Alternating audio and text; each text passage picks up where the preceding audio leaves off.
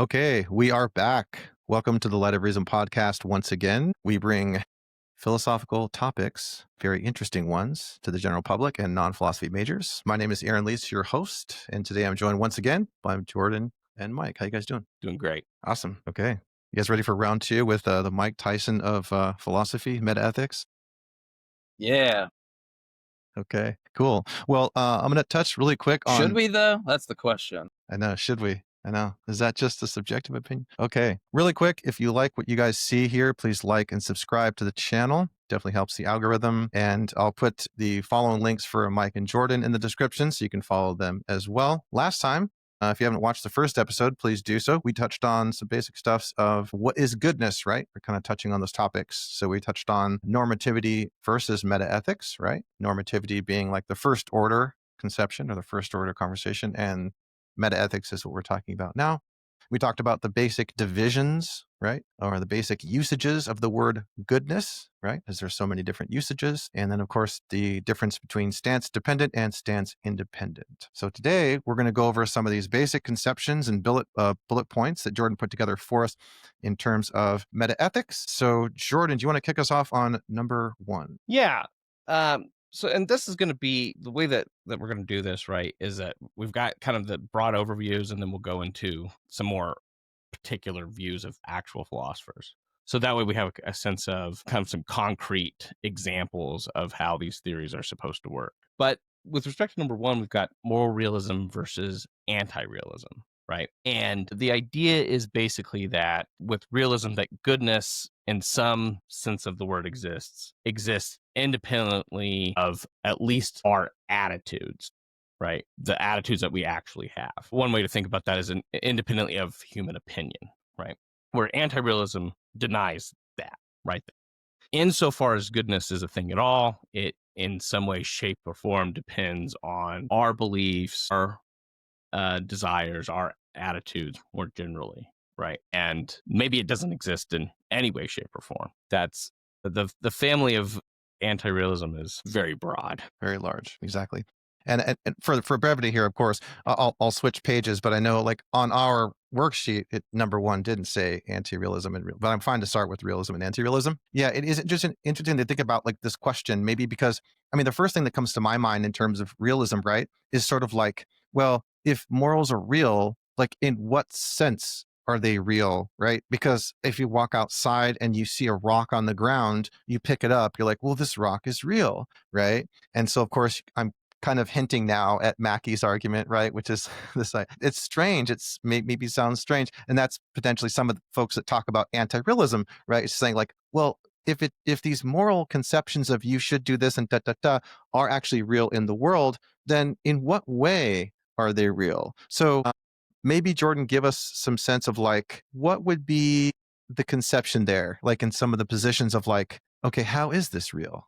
Right. So obviously it's going to be real in a more abstract way than a physical object is going to be, right? So if we wanted to think about other things that might be real in the same way, would be something maybe like the laws of nature, right? Like I can't go and just find the law of nature. It's not written somewhere into the universe, right? It's something that we kind of abstract away from the world. Another great example that's often used is numbers, right? Or mathematics more broadly, right? That we seem to be able to use mathematics to navigate the world, and maybe that gives us a reason to think that that's real beyond, the symbols that we write down on paper, right? So those are like a couple of examples that I think of we might think of as real, although both those things are debated, right? But are more abstract than the kind of like, my phone is real, I really do have a car outside, that kind of thing. Okay. And so then in contrast to that, like maybe Mike, you want to jump in here too. What is this idea of like maybe people who like, for people who are baseline, don't even know much about philosophy at all. Like, first of all, why would we call it anti-realism versus non-realism? And what's this idea about like anti-realism? Yeah. I mean, I think different anti-realists could say different things. I do like kind of the way that we've kind of jotted down, which is that it's not this objective feature of the world, right? Independent of the kind of opinions, right? Like those kind of statements about what somebody should do or like reasons that they might have to act. Those reasons aren't kind of this, like you said with Mackey, part of this kind of queer, strange infrastructure that it's not really clear what it is we're talking about, So somebody could, use this kind of example you'd use with food or like gastronomic examples of like, well, what makes it true that Mike likes chocolate ice cream or something is going to be, features about myself. Maybe taste and stuff's going to be a little different, but there might be like movies or things that I like, and I'm going to have my own opinions on what I like. I don't think that like, I should go see Batman independent of, what I think, that I'm like obligated to, but rather, there's some things that make that true about me or opinions or experiences that I've had. So I think a lot of anti-realists are going to have this notion that, that they're going to be denying this type of stance independent moral truths, right, or normative truths. Someone like myself, I call myself an anti-realist, and when I express that term, what I'm saying is I don't believe that there are stance independent moral facts. I'm not even sure if it's propositional. So that'd be kind of my spec of anti-realism. Got it. Okay. So we have this conception that realism is, broadly speaking, this idea that these moral oughts, if you will, are sort of a fabric of reality, maybe perhaps kind of like the laws of numbers, laws of mathematics, maybe laws of logic, something like that broadly. Is that roughly right in the ballpark, George? Or if you're a naturalist, maybe something more like the laws of nature.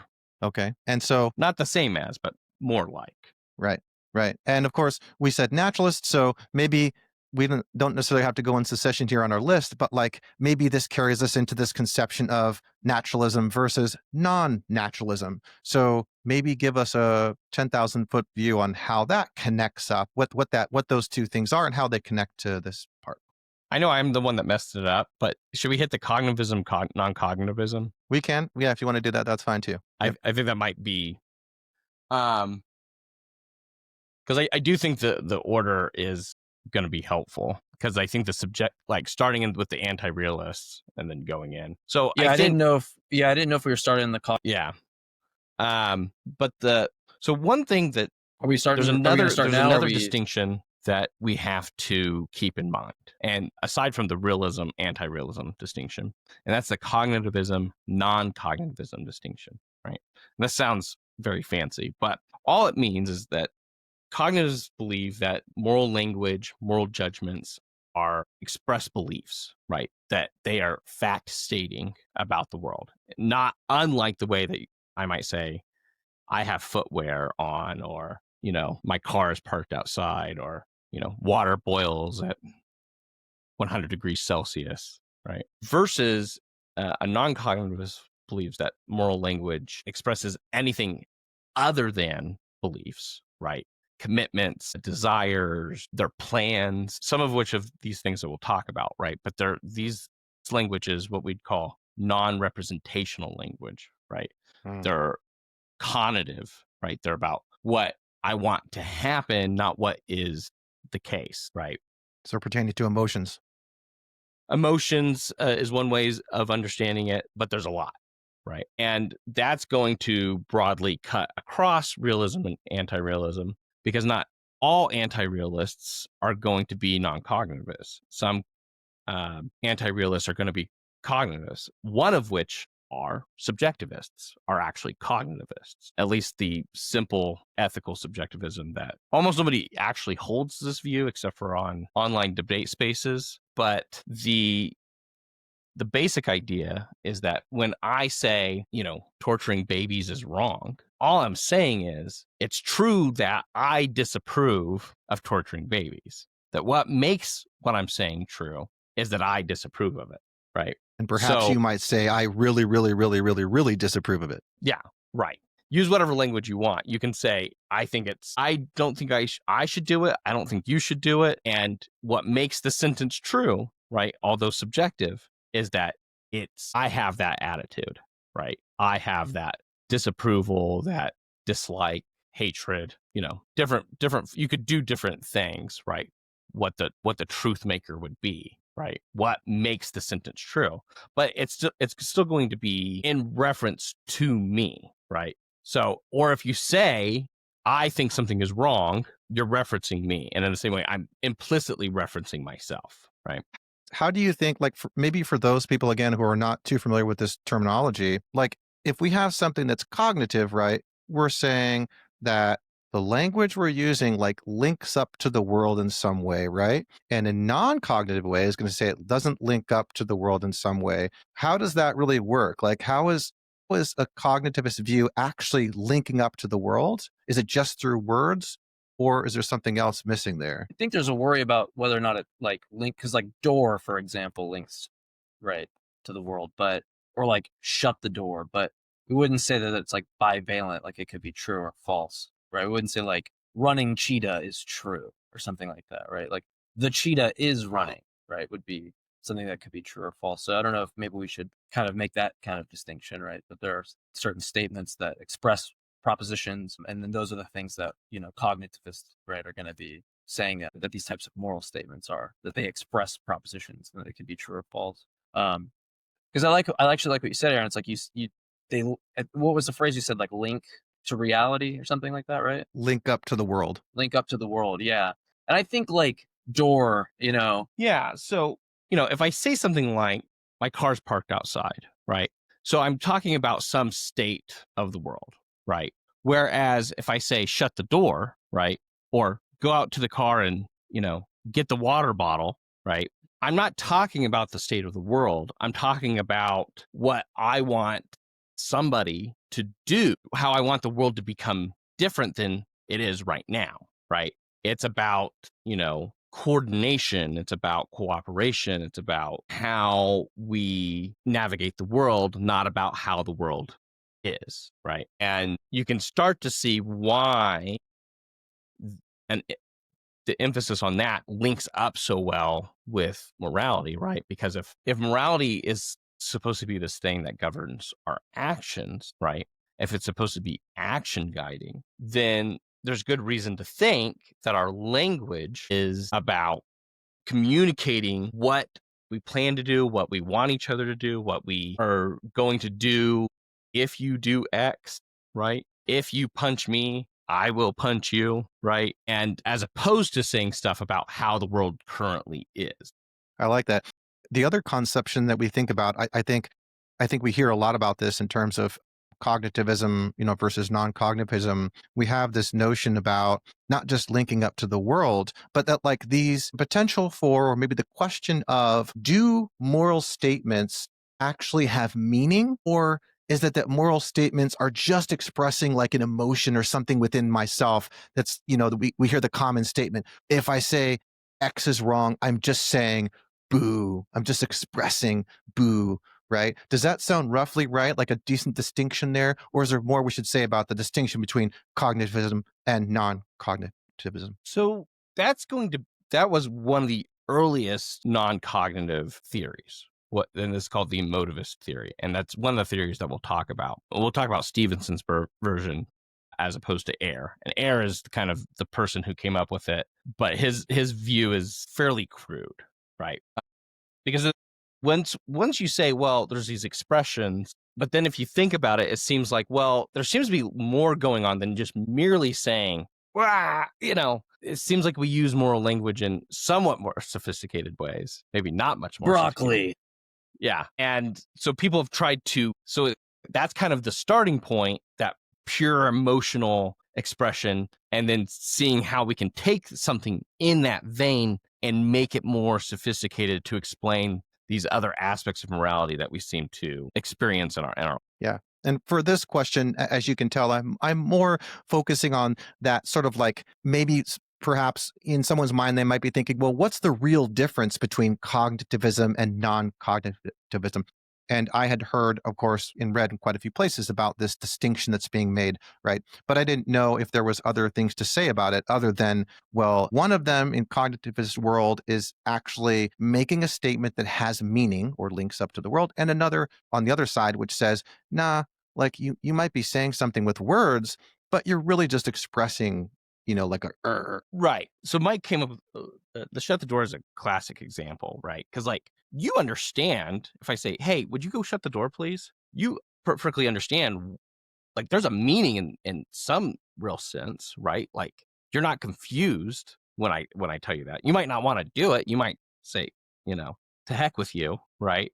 But you understand what I'm saying, right? Yeah, there's like this meaning translation to like Jerry wants me to, shut the door. Jordan wants me to shut the door. Aaron or whoever. It does involve objects in the world, right? Things that can, have true or false things said about them. In the current state of the world is that the door's not shut, and I want it to be shut, and I'm communicating this to you in hopes that you will get up and go shut the door. It's too noisy out there. Exactly. Cool. Okay. So with that, of course, I know on our next subject is going to be subjectivism, but did you want to cap anything off here, or should we move right on? No, we can.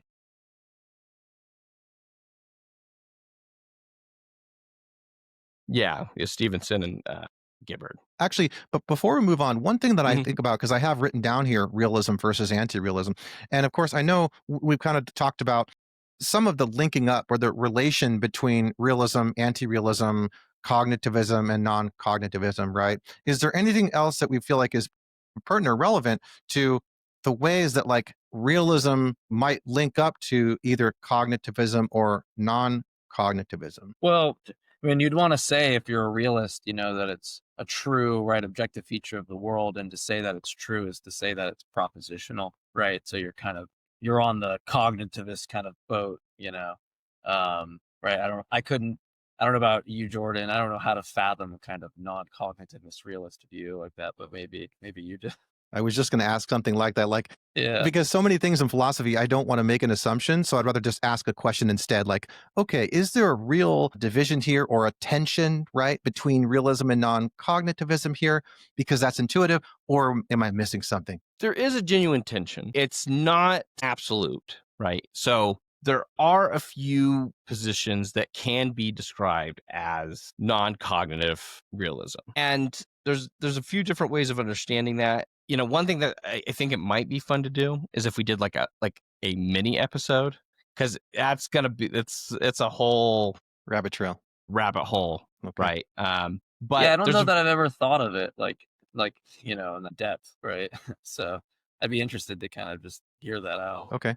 Yeah, we can shelve that. That's fine. Yeah. Yeah, I mean, if people are interested, I think it'd be fun to do. But it's probably the most niche position. McDowell sometimes is kind of interpreted this way. Quasi-realist. Pragmatism could be interpreted this way, depending on the flavor of pragmatism. So Fair enough. And then on the opposite side, we say intuitively, right? Correct me if I'm wrong here or off base, but in the world of anti-realism, it seems as though there really is just no tension. There's no necessary tension between anti-realism and cognitivism or non-cognitivism, right? You can have both, right? You can have equal people have this. Yeah, yeah. And I've had like a lot of people in the past kind of, I say a lot, like a few, which I guess we could get into when we get to like error theory, that I think a lot of people think it's like when they're first looking at this, they have like this intuition to think it's like a non-cognitivist view. But we could go into that because that view will be affirming that it's, propositional and can be believed. It's just false in these cases. And so, but I've gotten messages from people, so I want to make sure. I don't know if that's a huge thing. I remember when I was first kind of getting into it, like thinking about that, like, is it like, because you're trying to navigate through it, so you don't really know what to, you don't grasp the concepts very well. It's like really easy to kind of get confused when you hear this view that all these moral propositions are false, and then some people will be like, oh, that must be a kind of non-cognitivism. It's like, well, no, it's not actually. right, because it Yeah. you can think about it in terms of like intent, right? In terms of like, are you trying to do something like, when we use moral language, are we trying to do something like describe the world, or are we doing something else like shut the door, right? And if we're trying to if what we are in fact trying to do is describe the world, but there's, as I sometimes say, there's no there, right? There's if there's nothing that our language is kind of referencing, then everything that we're talking about within that domain is just false, right? Because if that domain doesn't leak up to the world in the right way, even though it's trying to, right? You can kind of think of it like it's like you're trying to connect to a server or something, but the server, it was never there. It's like a bad address or something, right? Do you think that this is do you think that like this is a good distinction to make? One of the pictures I see in my mind is the difference between like let's say you go outside, you've got this large rock and somebody might think to themselves, hey, move that rock. So it's a command versus saying that rock should be moved, right? Is that like relative to what you said, or is that an off base? I think that's good. You can kind of think about it in terms of which one's more basic, right? A non-cognitive is saying, well, when you say something like, this rock should be moved, that door should be shut, he shouldn't have tortured the baby, right? That it sounds like a descriptive sentence, but secretly it's something more like a command, right? Not necessarily a command. Again, there's different theories, but that it's something closer to a command. It's more like, don't do it. You should, like, none of you in the future better do it, right? Than it is a description of the world, right? Whereas cognitively, the command is in some sense justified or is grounded in the description. The description is first. But the problem is for error theorists is, well, there is no fact to ground the command in, right? There's no fact and of so the world. Everything falls apart from there. There's no fact of the world in error theory that says like this rock should be over there, right? Yeah. Yeah. Maybe I saved this for error theory. I think there's like because I know we jumped from like a non-cog to like error theory in some ways. I don't want to confuse people, but maybe are we going to get on to error theory like more in depth later? Or shouldn't I just bring up the kind of an example to help people then? Yeah, that's fine. All right. Yeah, we will. Yep. Yeah, I'll just save it for then. That way I don't blend everything together, confuse anybody. Okay, so next up we have subjectivism. Jordan, take it away. Yeah, so subjectivism is just the view, right? So this subjectivism is actually going to be a cognitive view, right? Even though maybe from our discussion it sounds like maybe it wouldn't be, right? And that will become a little bit more clear as we go through these things, right? So as far as like particular, I tried finding a philosopher who actually advocated for subjectivism, and I had no luck. So subjectivism is basically going to be the view that like moral statements can be true or false, but they're true and false in virtue of the attitudes I have, right? And I'm sure you could kind of probably come up with some different variations of how that might work. But like if I say torturing babies is wrong, what I'm saying is something to the effect that that's true when I say it because I have this attitude of disapproval. I, am telling you maybe something about, my plans as far as what I will do if I find you, torturing babies, right? But it's going to be true because of the kind of person I am and the kind of attitudes I have, right? It's going to be true in virtue of that. So they are going to be literally true and false, but the truth is going to be in reference to me, to my attitudes. So we talked about this last time. It's stance dependent. So it's dependent upon your particular stance, right? Yeah. Do you think that it's a good idea to think about this in terms of like there's a common meme or example we give about playing chess, right? So is this a good analogy where I say, hey, it's wrong to move your rook in chess diagonally because we've agreed upon these rules of chess. And so I say, hey, we are playing chess, right? And so you can't move your rook this way. So if I'm playing chess, then I say, no, you can't do that.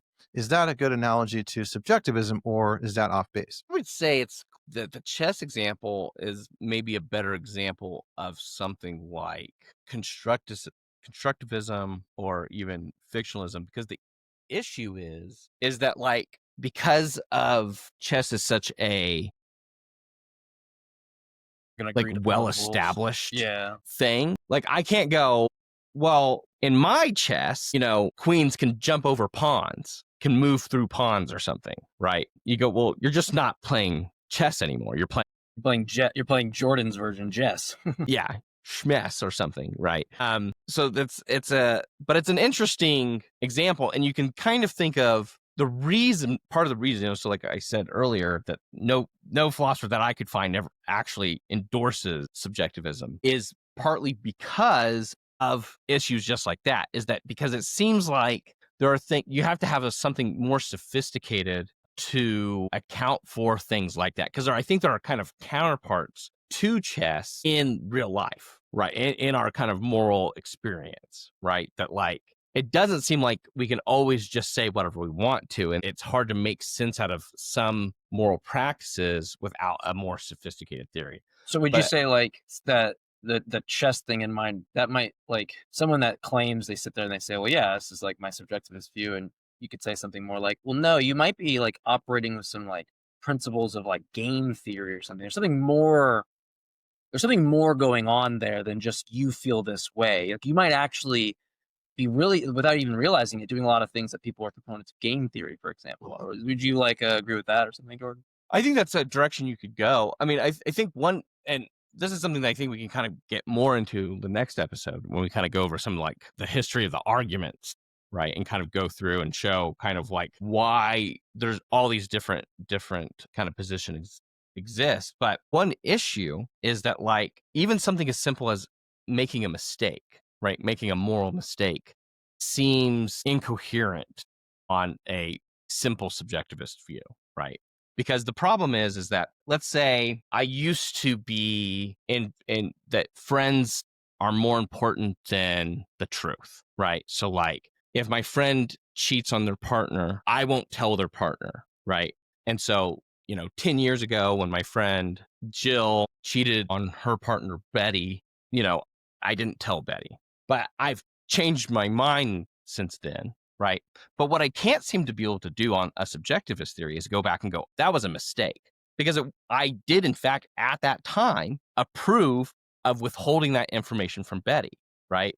And because I genuinely approved of it at the time, I really believed that and really approved of withholding that information. It was true at that time. But now that I've changed my mind, I can't go back and say it wasn't true because it was true that I did approve it. And that's what the simple ethical subjectivism says, is that it's true because I approved it.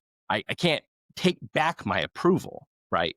Temporally, right? And that seems at least counterintuitive. Not, it's not like incoherent, but it seems like we do things like we make genuine mistakes, like that we at one time approve of something, we think that it's a good thing, and I go, oh man, that's actually not good. Like I don't approve of that, and I shouldn't have approved of it back then, right? But if your theory is that, well, what makes something a true moral claim is just the fact that you approved of it, or whatever, right? That you had that attitude, but then you can't undo that. So that's like the way that it's not really linking up very much to a chess game, because the chess game, as you say, is more well established, and no matter what, the collective is going to say, no, it was always wrong to move your rook this way. So you can't just say it was okay for me to, I felt like it, so I just moved my rook diagonally. It's like, no. Within the confines of defining the chess game, you would have had to say, I'm playing a different chess game, like you said, playing schmess or something. Okay, Mike, what are your thoughts? I can see you thinking over there.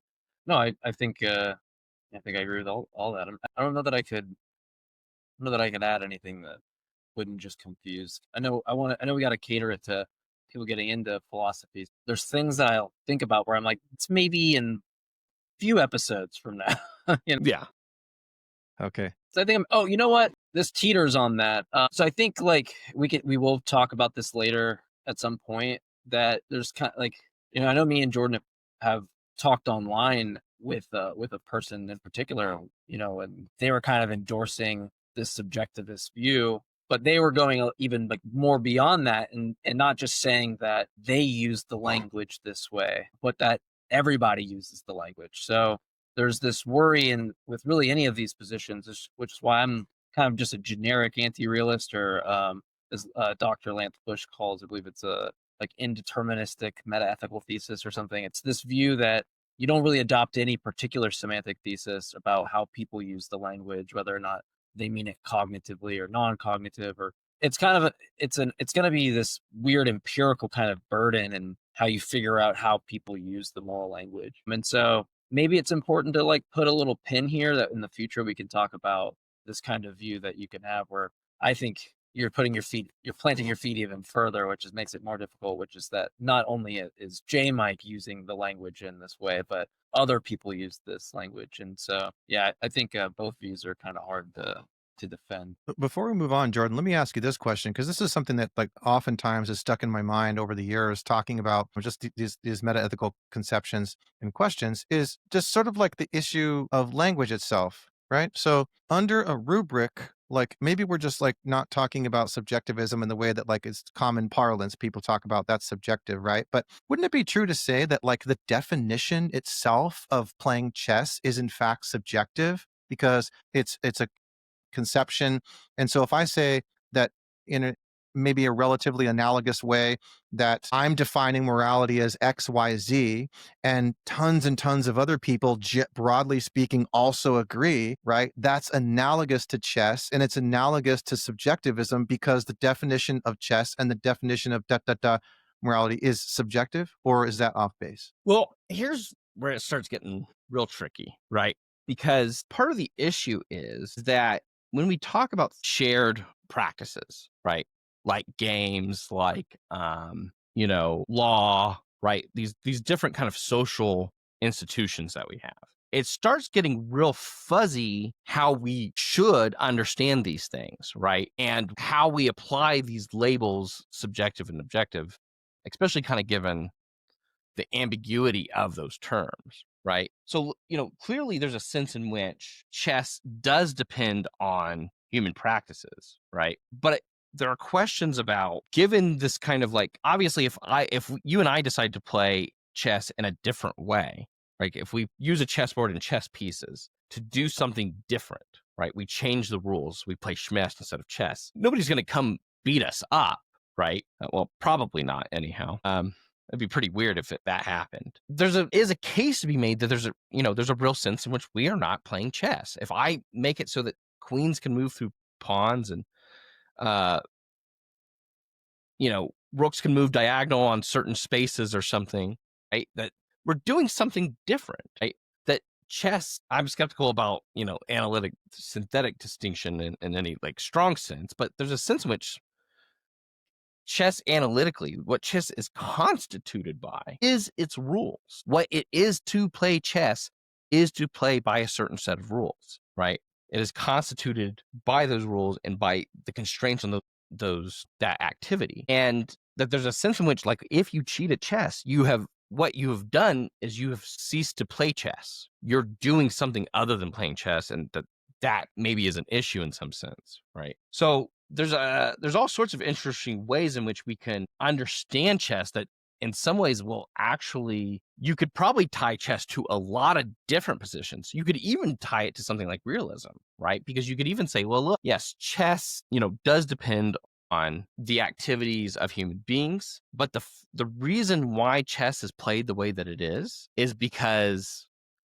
of some kind of quality, right? That this is in fact this is a better rule set than some other set of rules. That this is actually, in some sense, an optimal set of rules or something, right? Maybe they're I think you would have to be kind of committed to a kind of aesthetic realism, but that there's better and worse games, which I actually, I would be more than happy to defend. I mean, look, people play Ring Around the Rosie. It's a sort of game, maybe, or like tic-tac-toe. I'd rather play chess than tic-tac-toe. I'd rather play checkers than tic-tac-toe. Tic-tac-toe, it's great when you're 4. It's terrible by the time you're like 8, right?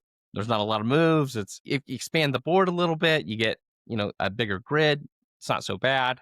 But like the classic 3x3, like that's not a good game, right? For anybody over the age of 7. So are you sort of saying then, do you think it's not really analogous to what we're talking about in subjectivism, or does it seem that way? But of course, just to bring it back, I'm thinking in my mind about what appears to be the subjectivity of language, right? Because we're saying that like under subjectivism, there's just these attitudes, right? My attitude, your attitude. Okay.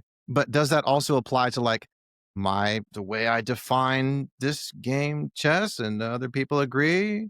and the way I define morality. Right. So kind of what I'm trying to get at is it depends on what your views are on how we should understand these social institutions. If you're a subjectivist about social institutions, then sure, right? It's that when we characterize chess in a particular way, right, that in some sense, what we're doing is doing something like begging the question, right? Because what you're doing is you're importing certain views about normativity and about social institutions in your example about chess, right?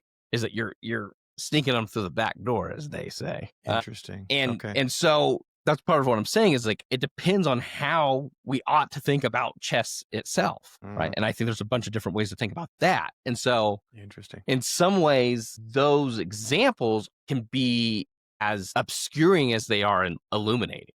Because they're Right. built upon like some certain types of foundations that you're standing on, but you're going to look at that and say, but wait a minute, you got to check what you're standing on. Got it. Super interesting. It's like, well, there's reason, in some other sense, like there's reasons for me to act in my society because there's these laws and they're not dependent on me. But you think about the legislation, the lobbying, and it boils down to stances, collective or not, but you could use a lot of these kind of examples. But yeah, I think you just have to be careful because, saying, I don't know, maybe I asked Jordan, someone just says, well, look, I think that, there are moral statements and they express propositions. I think what makes it true are like, there's none of this like stance independent normativity, but I do think if there's a truth maker, it's going to be stances. Like, what are their options for them to say, I'm not a subjectivist, but, nonetheless, I think that if they're moral propositions, the truth maker ultimately is going to be some type of stance, right? Yeah. So, I mean, how do you characterize?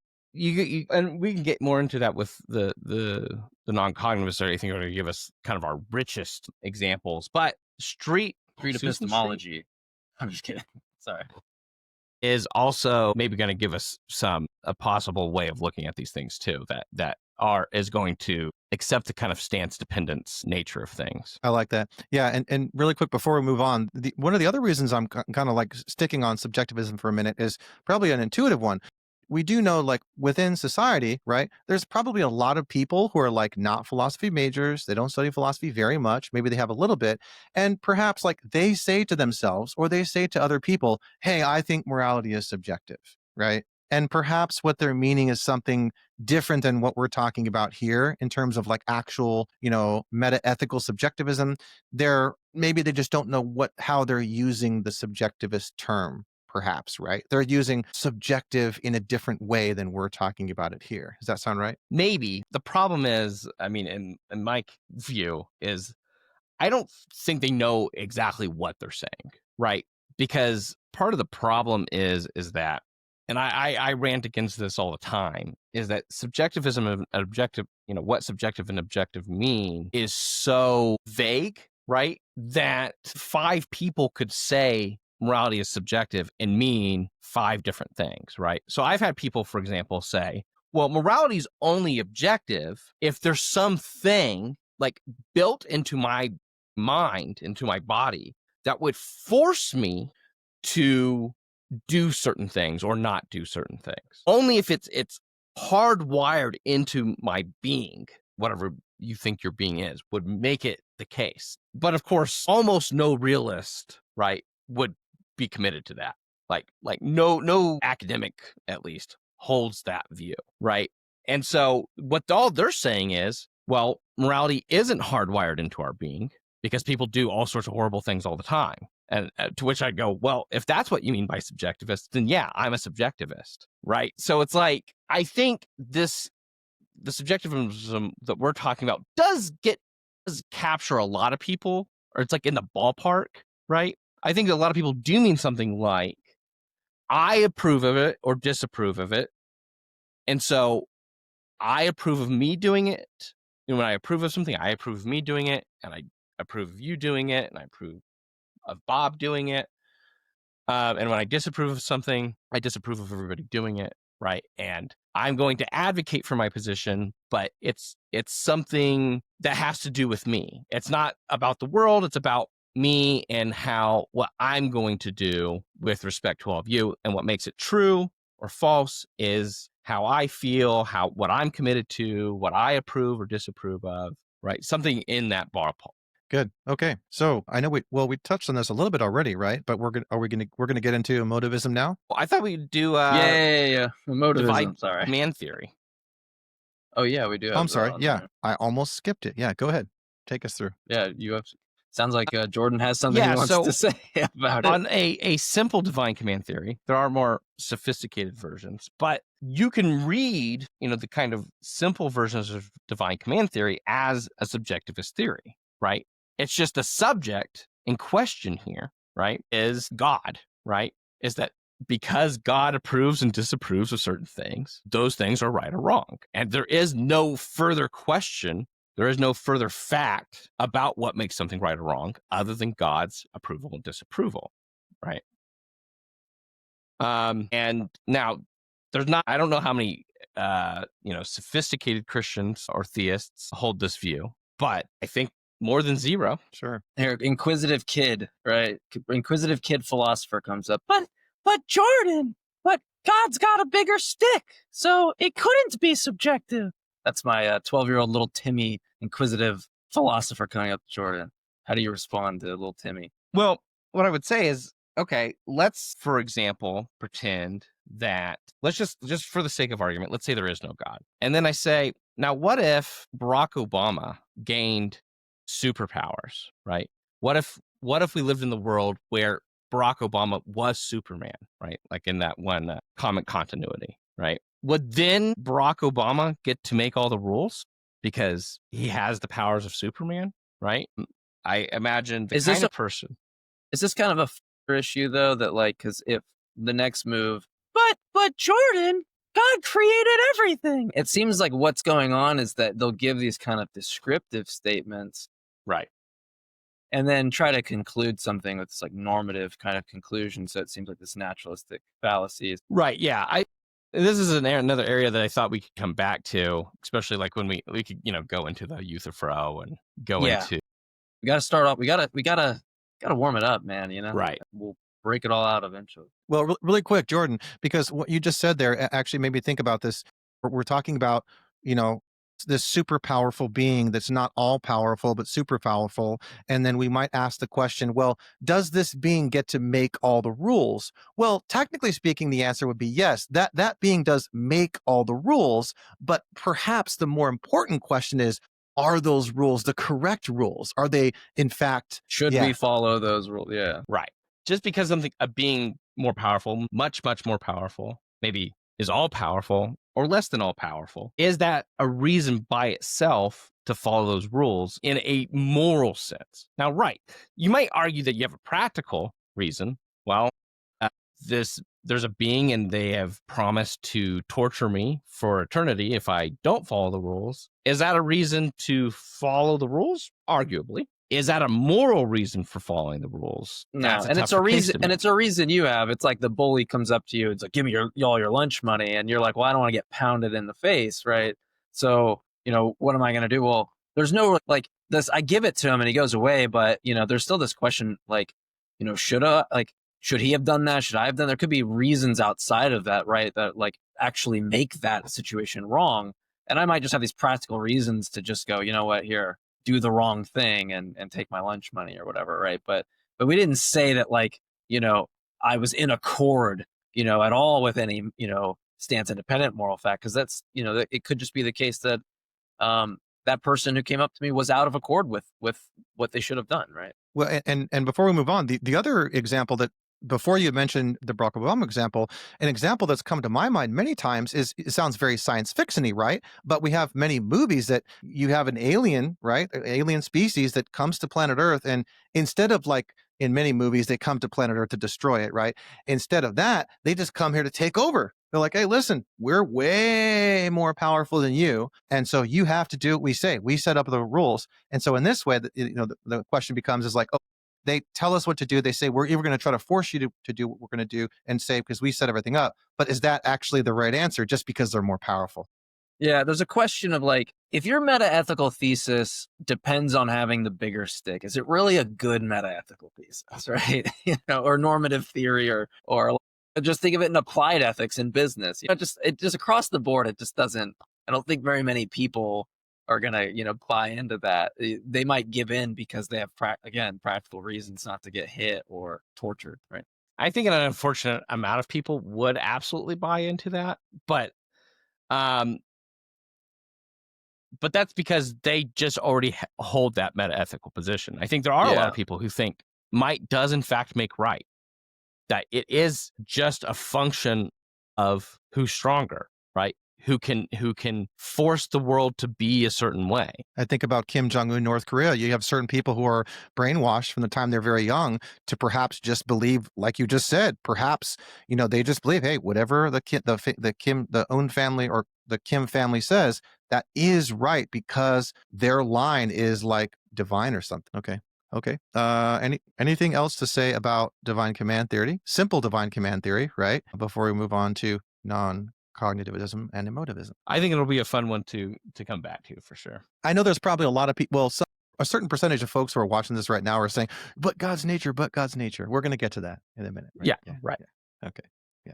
Okay. So next is right? I know. Which nature? Okay, great. So we're kind of going back. We already talked about non-cognitivism a little bit. So now we're going to talk about emotivism. Go ahead, Jordan, kick us off. Right. So Emotivism's the OG non-cognitivist theory. But we're going to talk about C.L. Stevenson's, who came like 10 years after Ayer. So Ayer wrote a book more broadly about logical positivism and kind of, spent a few, it's like not very long. It's like 3 or 4 pages on this emotivist theory of ethics. Right. And his motivation in the book was that, look, ethical language doesn't, I can't take ethical language and put it in terms of observation language. And the logical positivists, their whole thing was, we have to be able to put things in observational language to have meaning, right? Because what they were trying to do is kind of get away from like very abstract, metaphysical type stuff, right? And so, but there's still this kind of responsibility. Well, what are we use ethical language all the time? So what are we doing? And Ayer says, well, basically, when you say, torturing babies is wrong, is what you're doing is going, boo, torturing babies, boo, down with torturing babies, right? It's just this emotional evacuation, right? Mm-hmm. Yep.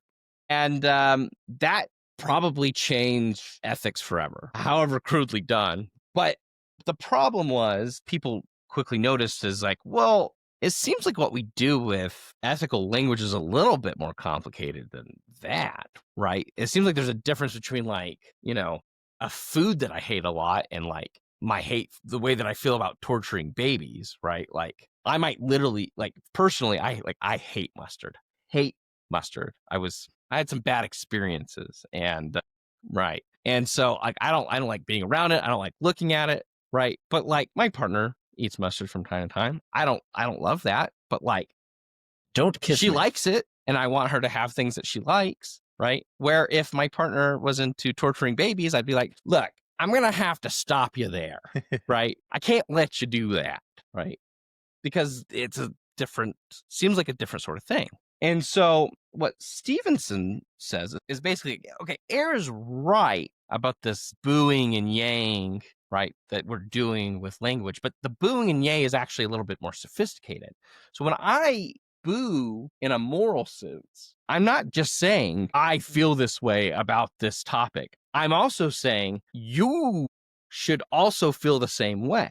It's a way of contaminating you with my moral feelings, right? That moral feelings are a special kind of feeling that says something about how we're going to behave in the world. And that when I use moral language, I'm trying to spread that to you, right?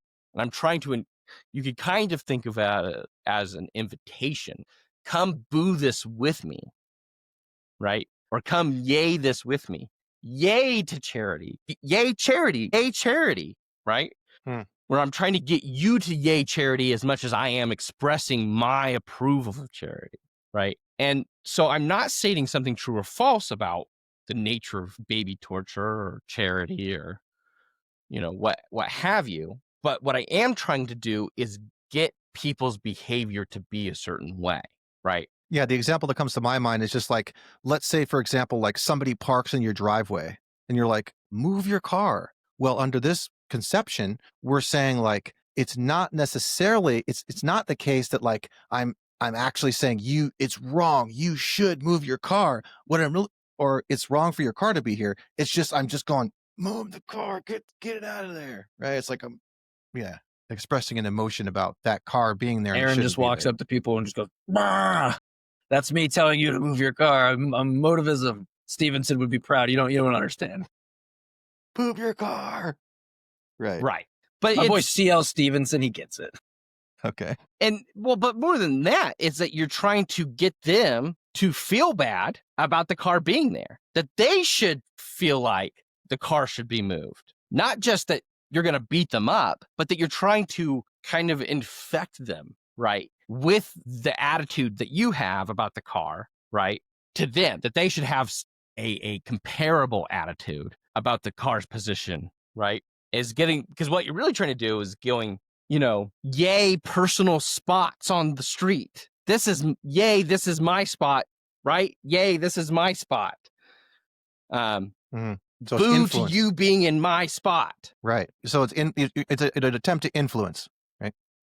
And so what this does, part of what this does is then he can go, look, this is partly explains why moral disagreement never seems to end, is because it's not a disagreement about the facts. It's a disagreement about our attitudes, is that I have this pro attitude and you have this negative attitude, and we're just smashing attitudes at each other, right? We're just throwing attitude back and forth. And so like the attitudes themselves never really change. Would this be also similar to desires, attitudes and desires, analogous, or no? Yeah, so attitudes are just going to be anything, right? So now he thought of it in something like approval and disapproval is the kind of most. Okay.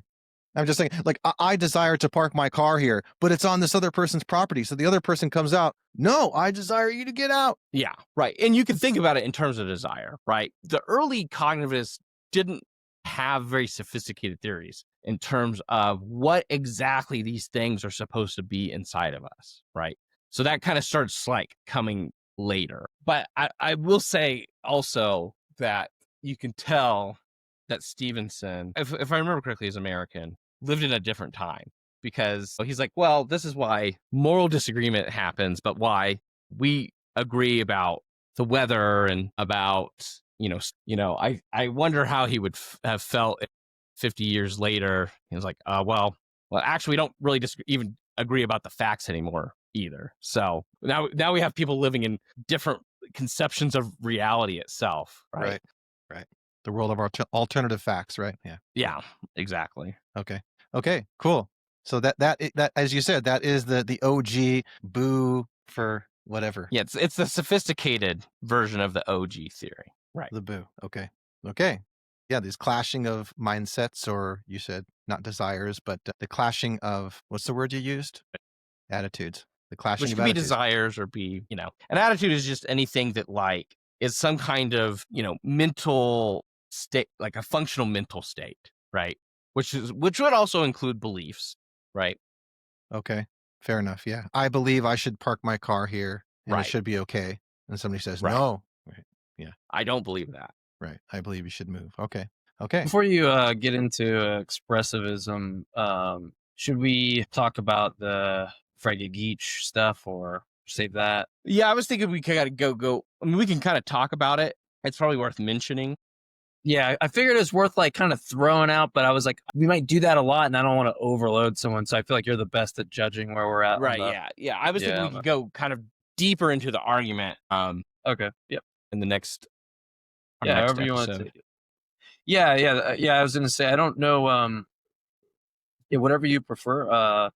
I will make sure to bring that up because I want to talk about that. Just as someone that wants. I think it's a good time to. I just want to pick your brain on that. Part of the explanation is okay. Well, what's part of the reason why we moved away from this more basic theory, right? And that's because it seems like we do things with moral language that booing and yang can't explain. Yeah.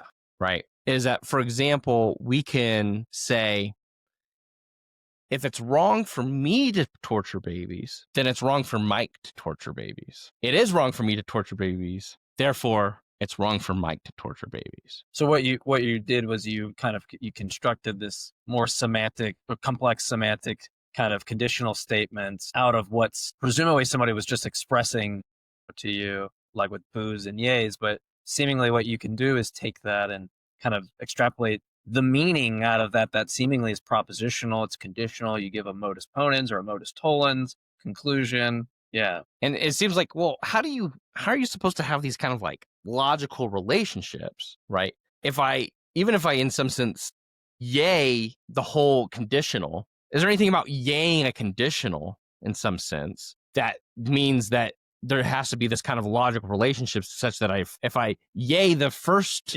boo, that I have to necessarily... Yeah, what does it mean to say, like, I'm emoting this antecedent and the consequent is this emote?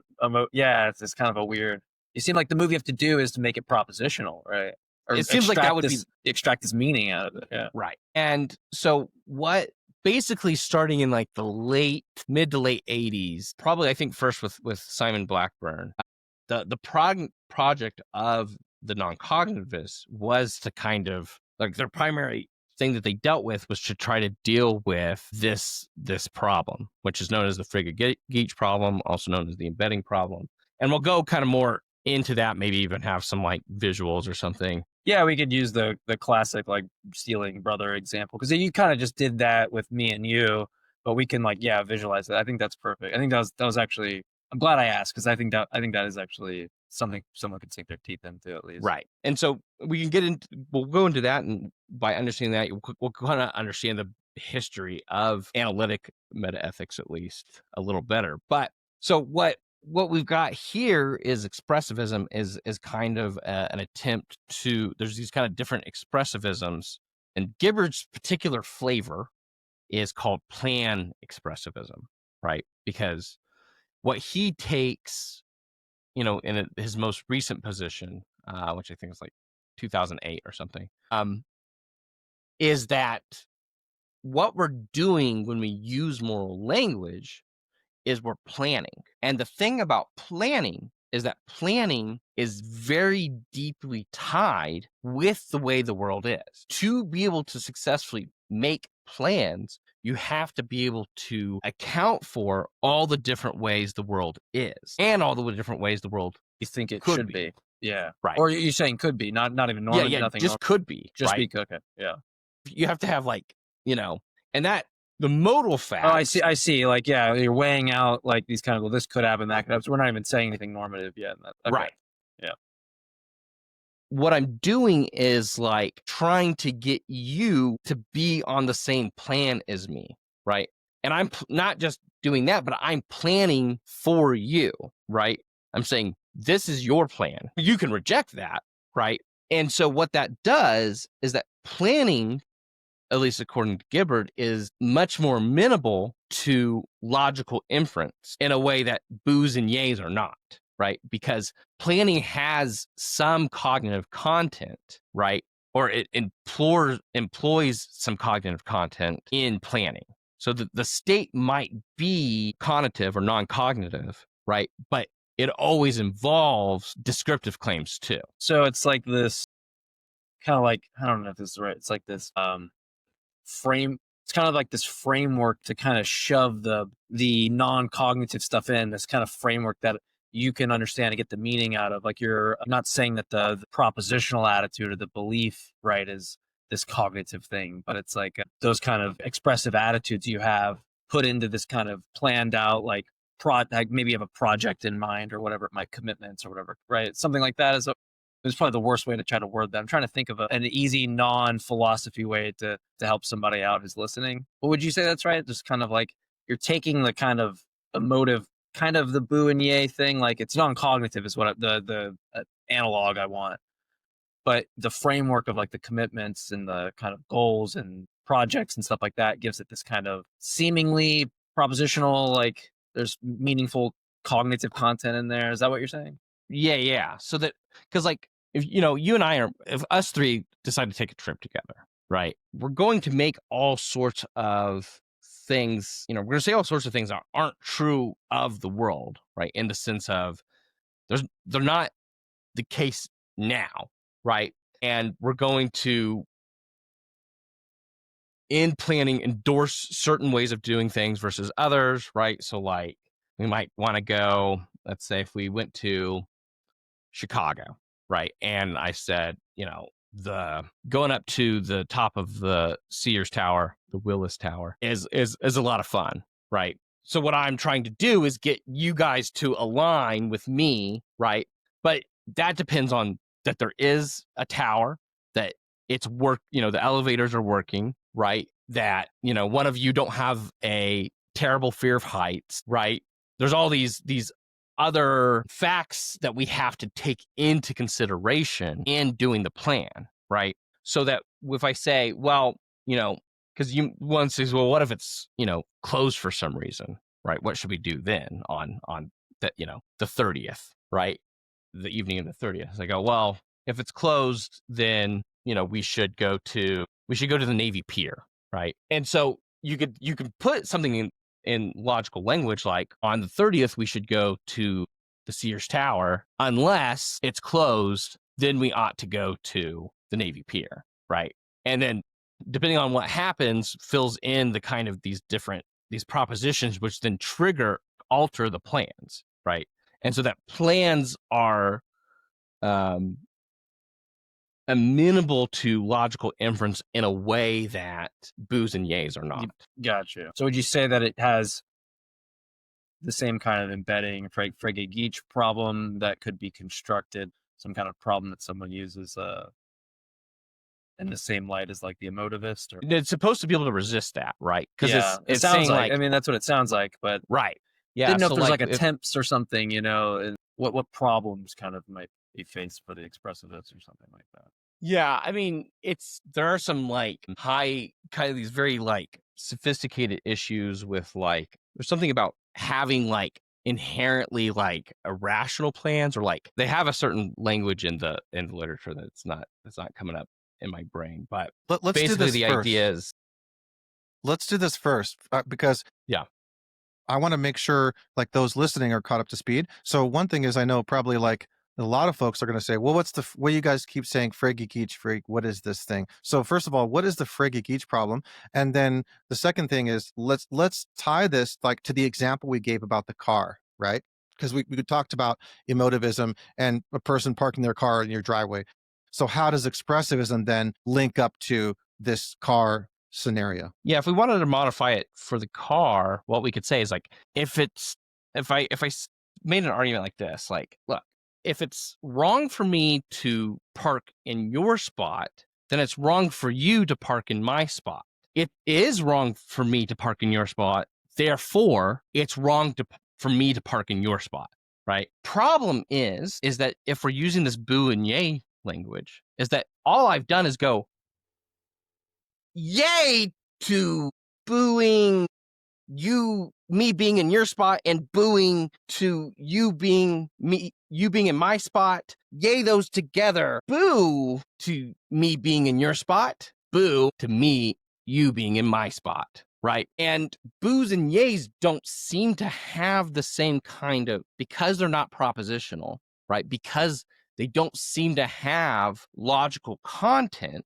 It doesn't seem like we can put those together in arguments, but we do that all the time. We make logical arguments all the time, right? And this is what's attractive about cognitivism, because cognitivism doesn't have this problem. Yeah, it's not like you have to do this kind of translation move. Like it's just what you get is what you get. It's propositional, and I can just go to the inference rule store and kind of plug in content, and okay, this is the right close, right? This is the right argument for what I'm trying to express, right? It's really, it seems really difficult. Like, how does one even give me a reason? Like, what am I? It seems like really hard to kind of count in favor, which is what people in this domain are going to be looking for. Reasons that count in favor, and I don't really know what a reason is if it's not propositional, and How do I believe it? How do you believe it? How do you know? I have a lot of these kind of questions on non-cognitivism in general, but maybe for another time. I don't want to get us off. How would you? I don't know if Aaron, did we? I don't know if we satisfied the Frege Geek stuff. I was being kind of vague and on it because I didn't want to add a whole layer of complexity that might not be needed. But I think either of us are happy to continue to elucidate further. But Yeah, that was the only reason why I kind of tried to stray away a little bit. Yeah, maybe you can both like kind of summarize, right? Yeah, let's just do a nutshell. Like, if some, like myself included, right? Like, what is the Frege Geach problem, or what are those kind of problems? It's the problem. Yeah, go ahead. Go ahead, Mike. Yeah, I mean, I can just put it like in a very like simple kind of. I think Jordan could elucidate on this better. I haven't really looked at the problem in some years.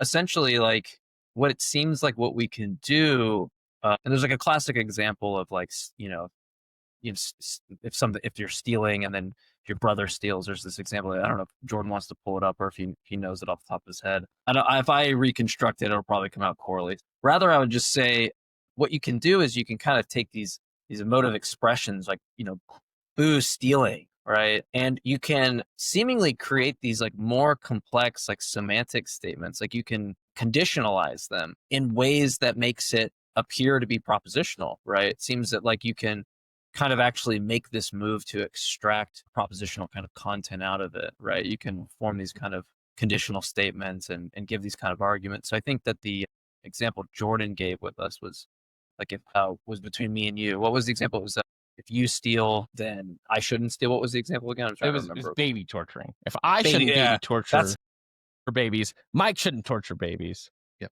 So anyway, so Jordan, what's your basic nutshell? If somebody asks you, what is this thing, the Frege Geach problem? What do you mean? Is that according to the non-cognitivist, when we use moral language, we are not speaking descriptive sentences. We're not using propositions, right? We're supposed to be doing something different. We seem to be able to make logical arguments using moral language quite easily. We literally do it all the time, right?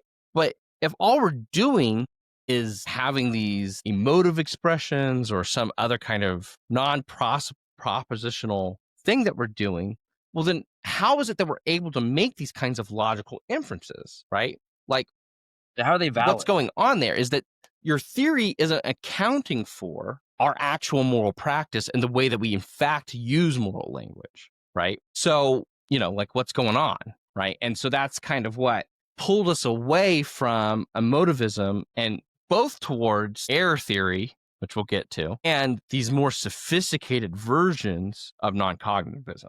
I'm really excited for when we get to the error theory, because I was an error theorist for a while until a buddy kind of pointed out to me that I think by things you've told me you're not, because it's not clear to you whether or not these certain statements are propositional. You're kind of agnostic on this. You're like navigating. Kind of weird for you to say like, you're an error theorist or a non-cognitivist because you're still kind of navigating your theory. I mean, you can say you're an anti-realist, right? No problems there. But how are you saying all of these moral propositions are false when you don't even know if stance-independent reason talk is propositional at all, right? And so I'm interested in talking about that in the future because that was a position I think I held, right? It's not really clear if I did, but I'll get some insight from Jordan of whether or not it was fair to call myself an error theorist at one point. Perfect. Okay. Yeah. So it's saying, hey, like, it seems like with this theory that you have as a non-cognitivist or emotivist and stuff, you're not really encapsulating everything that we seem to be doing or experiencing in the process of doing this moral thing, right? That the way that we use moral language and what you say moral language really is, what it's really doing, those things are in tension. You can't seem to be able to explain all the ways that we use moral language. You can't explain moral arguments using the resources you have. Got it. Okay. So I think we have time for the next two. So the next two we're going to have is theistic moral realism, which is from Swinburne, right? And then we have non-theistic moral realism. So yes, let's go to that. Yes. So theistic moral realism, as it turns out, before I wrote, because I wrote this before I kind of did a deeper dive into it. And as it turns out, it really comes in two flavors, right? And I think like my description of Swinburne here is actually incorrect. So there's basically two ways that theists articulate a kind of moral realism. One is to basically say that like goodness is part of something like the nature or the essence or something about God that is part or God embodies, or there's a bunch of different kinds of language that they use such that God cannot arbitrarily change himself, right? And so what it does is it creates this kind of fixed point, right? So that way you don't get this problem that we got with simple divine command theory, right? Where it's like, it seems like his attitudes, his commands are arbitrary. No, they're based on this thing that he is in some deep sense, goodness, which is part of God, is in God, is of his essence, et cetera, right? The other way is to go, yeah, goodness actually. So Swinburne's actually position, surprisingly, is that goodness is actually different than God. It is a distinct thing from God. Hmm. But what God does is, one, he is a epistemic link between the good and us. And he brings about certain moral goods that wouldn't be possible without him. What would be the asymmetry between the view you just expressed versus some type of ideal observer theory or something? Yeah, so they tend to be a kind of like Platonists of sorts. That like goodness is this, Platonic thing, that it's the truth of the truths of goodness, the truths of morality are like the truths of mathematics. So they're both checking off the realist box so far. Right. Gotcha. Yeah, But I know a lot of people version's think internal and the other one's external, or at least partially external. Yeah, I know a lot of people like want to say that seems subjective. I know Lance Bush has made he's an anti-realist, but he's given these like really good reasons to think that, hopefully I'm not misquoting him, to think that's a realist view. But yeah, so we've checked off that box, right? The realist. But you would just say that difference would just be the kind of Platonic, in Swinburne's view, or someone that's taking this kind of branch of the theistic realism, are they appealing to abstracta, or are these just necessarily true propositions, kind of like, 2 + 2 = 4, but there's no truth maker, it's just necessarily true? Like, how does this work, you think? It sounds like, and I don't want to claim expertise here Yeah. at all, but from what I was reading, it sounds like Swinburne does it's a kind of something closer to abstracta, right? That there are these truth makers, and I don't know the nature of the truth makers exactly, but he describes himself as a Platonist. So maybe I don't know if he has ever dived deeper than that, but yeah, he does seem to think that the facts, that he's not going to be like a relaxed realist or something. And what it sounds like you're saying is that in the alternative, right, in contrast, the alternative view is to say that there is no necessary like thing that makes something morally immoral, because goodness is not, under this view, under the first view you said, goodness is not separate from God's nature. It just is God's nature, right? Yeah, well, it's not separate from God, but it is fixed by God's essence or nature, right? So you can't say something like, so for a simple divine command theorist, I can say, well, what if God commanded you to, trying to think of something off, like to torture babies? Yeah. Still from your own first, torture babies. Would that be good? And the simple divine command theorist kind of has to just bite the bullet, right? If they want to stick to that theory, right? They just have to go, yeah. And if I go, well, why wouldn't he, he said, well, he wouldn't command that. But yeah, if he did, then yeah, you would have to do that. And I go, well, how do you know that he wouldn't command that? Like, if he commanded it, that would be up to God, not up to you, right? And there's not a whole lot they can say about that. Don't be so epistemically sure that he wouldn't. Yeah. Under this view, right, the first view under theistic moral realism, you're saying that that's contrasted, right? Because now we're saying that this thing is fixed, if you will, right? Right. It's so not, yeah. It would go against God's nature to tell you to torture babies. Yeah, under a certain conception of God, unless God was an evil jerk or whatever. Yeah. Right. Okay. So we've got these two conceptions, right? A little bit, two contrasting conceptions of theistic moral realism. Now let's jump to non-theistic realism. or yeah, non-theistic Maybe moral just realism. real fast Go before we ahead. do Yeah. that. I mean, maybe I just pose this to you, Jordan. Like, if someone's saying that this is like an is of identity, God it like is good. Do you see any kind of issue of like, you just kind of rewrite that statement because good just is God? So really, we're just saying like God is God, good is good. We worry about like really what's being expressed there because like, look, I know that there's on your view, there's this being with an essence, and it's there's no external world before it creates the external world or whatever. But yeah, like, are you giving me any additional information when you say that? Or is it just, you just told me God is God, right? Right. Do you think Yeah. that's like So a critique or objection? Or? one, so what kind of drives this whole thing, is again probably worth mentioning, but we can go more into detail in another episode. Is that these that these responses are kind of driven by the Euthyphro problem, right? Which is as it's often a simplified version articulated in kind of contemporary philosophy of religion. There's a lot of there's a lot of questions about whether Plato really meant the argument to be understood this way. But historicity aside, is what God tells you good because God commands it, or does God command it because it is good, right?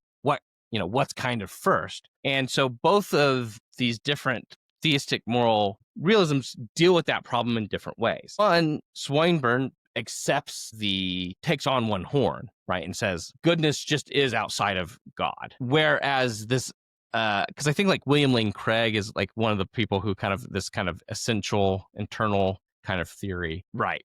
And so he takes on this that it's internal. So he's refusing the horns, right? He's saying, well, no, there's this secret third thing, right? The secret third option where it's part of its essence. But to your point, what you can kind of do is pose like a second order Euthyphro, right? Is go, well, is God's essence good because it's God's essence, or is God's essence this thing because it's good? Yeah, and it reflects like the goodness or something. Right. Yep. That's I'm glad you said that because that's been the kind of the same. That's always my question to the kind of WLC types myself. Yeah. Yeah. I mean, I think that I've thought about this for a while, and I think at the very least, I think at that point that they owe us an explanation of what about God's essence is good, right? And owes us a theory that would look not unlike a non-theistic moral realism theory, right? That they would need to give us an explanation of what would make a good essence versus a bad essence. Can you ask right? that question one more time? So we said the question on the table for the second order Euthyphro dilemma is, we said, what was the question you said again? Is God's essence good? Yeah. Is God's essence good because it's God's essence, or is it God's essence because it is good? Like, does he have that particular essence because it's the good essence, or is it just good because God has it? Good right? because essence, essence because good. Okay. Yeah, and there's like worries that you could, start to say, well, it's like a property. You start to like do a predication that's like sounds like, okay, well, God has this. It's good because God just possesses this kind of property, or is it reflecting like some goodness in the world? And yeah, so it's like it's no, it almost now it's like God isn't the statement God is the good. It becomes like, well, that isn't even identity, it's predication, and then I'm talking about its properties, and that there's so many, I feel like, windows you can kind of slip up there. It's a hard view to defend. Right. Yeah. And I Anyway, think that's probably why people like Swinburne just go, yeah, it's. but then you have they have the aseity worries and those kind of things. Does that mean, is God no longer ase? And Okay. Cool. Okay. So good. So last piece here, of course, cap it off. We have non-theistic moral realism, which of course for many people may be very counterintuitive. And this one I just have not been familiar with. I haven't read Philippa Foot, right? But so we have these naturalist theories. What is the general conception of a non-theistic moral realism? Yeah. So this is where we're going to get into the naturalist, non-naturalist, and we might even want to. I don't, depending on how it kind of cuts out and how much time we have, we might even want to split it up, split it here, right, between the non-naturalists and the naturalists and the non-naturalists. I do have a lengthy, not lengthy, but I do understand Oppie's view to some degree, that when we get to there, that I have a, um it's up to you guys, but I could give a decent length. God, I can't speak today. I can give a decent length kind of um, synopsis of his view and paying attention to it more and more. Well, how about Right. this? Instead of diving too deep, because yeah, we're at the almost the end of the time. Why don't we just quickly do a preview, like a 10,000-foot view of what a Okay. basic non-theistic moral realism is, and then the beginning of the next episode 3 will be like starting from there and diving deep into what all those positions are. Okay. Sounds good. So broadly, non-theistic moral realism comes in two flavors, right? Naturalism and non-naturalism. And the basic distinction between the two is that naturalist theories think that the moral facts, right, moral truths, are not fundamentally different than the sort of facts, the sort of truths that science gets at, right? Uh, It is, they are in some sense amenable to naturalistic investigation, right? Now there's different, there's some kind of some varieties, there's some different distinctions here, right? But broadly, they don't think there's something otherworldly. They don't think that there's something distinct about morality from the rest of the universe, right?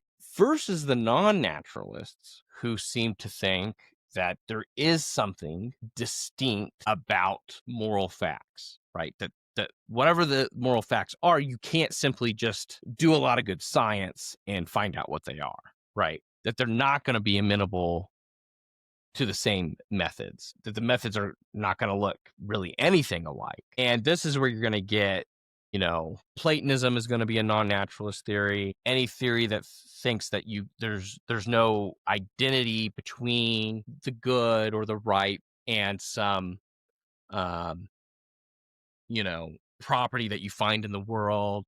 Yeah, like I know Akil Bilgrami has this kind of view where he goes down the kind of analytic and synthetic arms, and then the argument's kind of like, look, if your value, the kind of accounts of value you have to avoid these kind of problems on either horn you go, is for it to be a non-natural kind of property, something like that, right? Where they want to say you can't make this kind of reduction at all, right? There's like something over and above the kind of natural. Yeah. Well, there's a sense in which non-naturalists have more options, right? There is a lot. I was thinking that like it was like there's a lot of like flavors to go with on a non-naturalist picture. I mean, there's a lot of flavors of both, but there's a sense in which non-naturalists can make use of natural facts, right? They're just typically not going to make, they're not going to make identity claims about natural facts and non-natural facts, right? And moral facts, right? But they can appeal to both some natural, they could bring natural facts into their story, right? That at least partially supervenes on natural facts or something, where the naturalist has kind of a tighter realm to work inside of. Which and this is something we can talk about as well, is that when we get into it, is there's this worry about the subject being changed, because now it's hard to kind of understand. You talked earlier about this being action guiding, right? And I don't really know how the charge of an electron, guides my actions, or some mere descriptive facts, right, guide or give me this kind of normative outlook. And so maybe we talk about what's going on in this naturalist picture. Is normativity, is it still action guiding? Are we dealing with oughts and shoulds? Have we just changed the subject and used the same word, right? The other piece about this too is sort of a question, just to make sure everybody's on the same page, perhaps for next time, is the word natural, right? So we say natural versus non-natural. Of course, in my mind comes to like, okay, the natural world with natural laws, versus non-natural is something like outside of natural law. So Jordan, are we using the term natural and non-natural in that way, or how are we using those terms?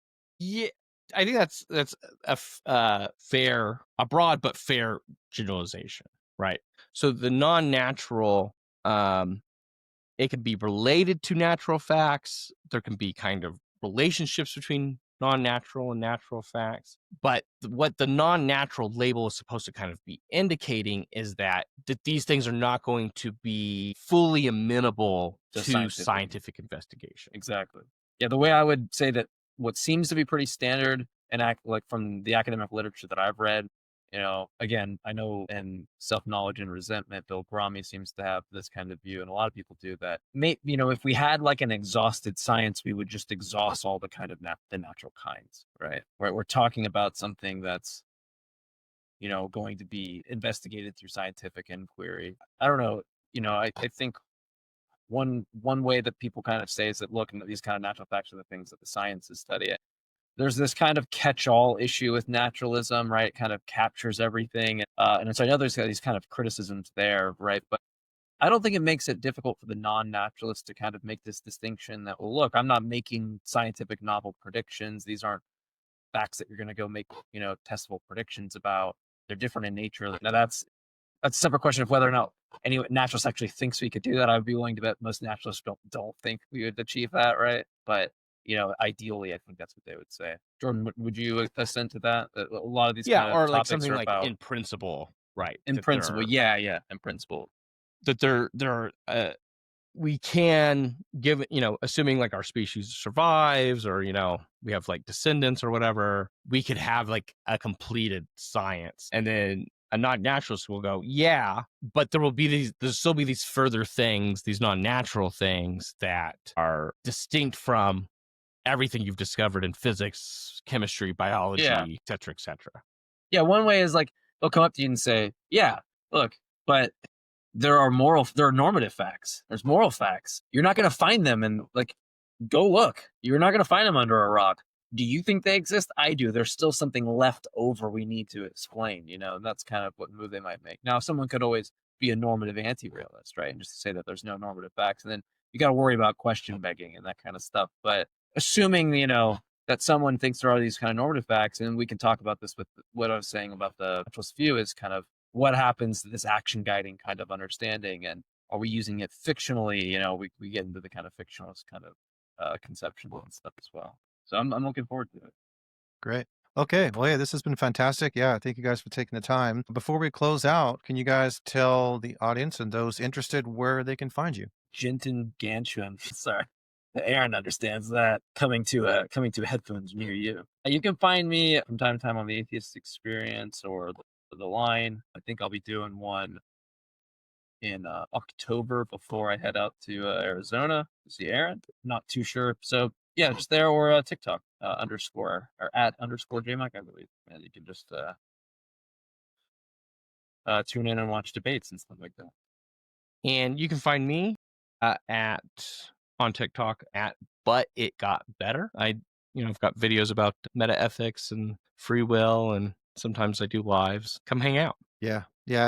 By the way, for those interested, Jordan has a really good channel on TikTok. He's got a ton of good content, and he also does a lot of like instructional type stuff where if you want to learn about logic or this and that, a lot of the stuff he does is like just fantastic, and it's totally free, which I'm surprised you haven't charged anybody for it yet. But if you're interested, you should check it out. Right? I have to get more consistent. That's first. Right. So I'll put all their links down below in the description. But yeah, you guys, thanks again for joining. Keep the light of reason shining, and we'll see you guys next time. Yeah. Oh, wait, hold on. Before we get out, if you haven't ended it already, we got to give, I'm going to have to do this, but we have to give a nice shout out to the Aaronster. So I've never called him the Aaronster in my life. It's a new thing I'm going to do now from now on. The Aaronster.